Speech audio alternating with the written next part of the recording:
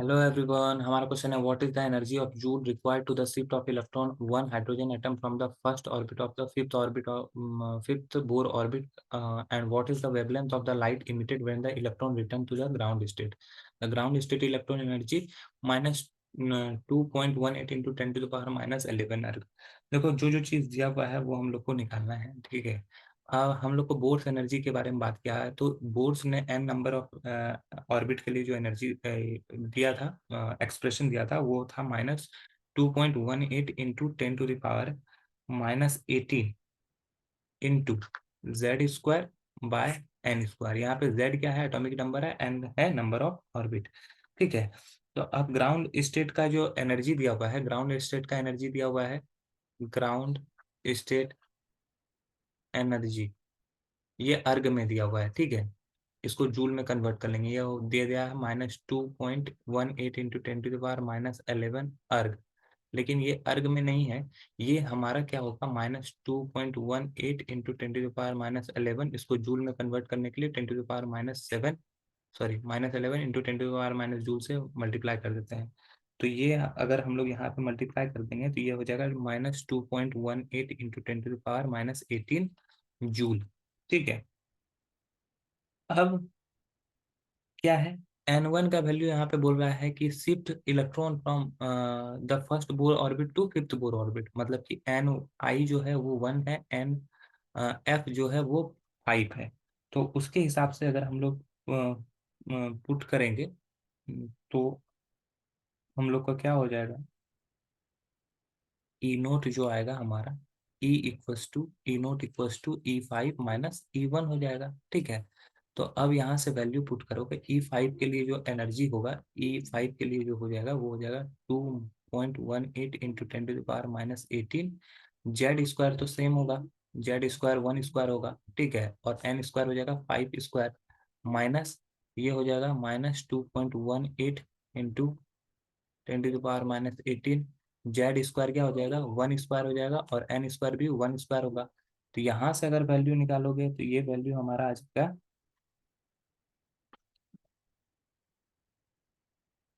ठीक है। ये वैल्यू हम लोग क्या कर लेंगे, अगर ध्यान से देखोगे तो -2.18 इंटू 10⁻−18, ये हम लोग कॉमन ले लेते हैं, कॉमन लेंगे तो यहाँ से ये बच जाएगा 1/5² बाय 1/1², ठीक है। अब इसको हम लोग सॉल्व कर लेंगे, तो अ, ये हमारा जो आ जाएगा,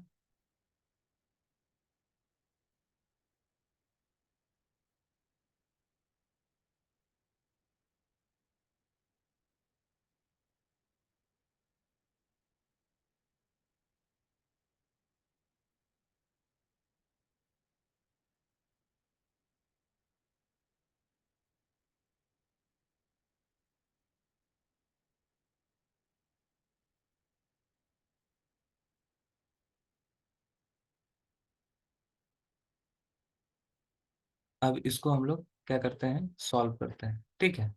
तो अगर इसको हम लोग सॉल्व करेंगे तो यहाँ पे माइनस कॉमन लिया हुआ है, अगर इसको हम लोग क्या कर लेंगे, प्लस में कन्वर्ट करें, 2.18 इंटू 10⁻−18, इसको प्लस में कन्वर्ट करेंगे तो ये चेंज हो जाएगा, ये 1/1/25 हो जाएगा, ठीक है। और ये जैसे ही होगा इसको फिर हम लोग सॉल्व करेंगे तो ये हो जाएगा 2.18 इंटू 10⁻−18, और इसको सॉल्व करेंगे तो ये हो जाएगा हमारा 25 - 1, ठीक है।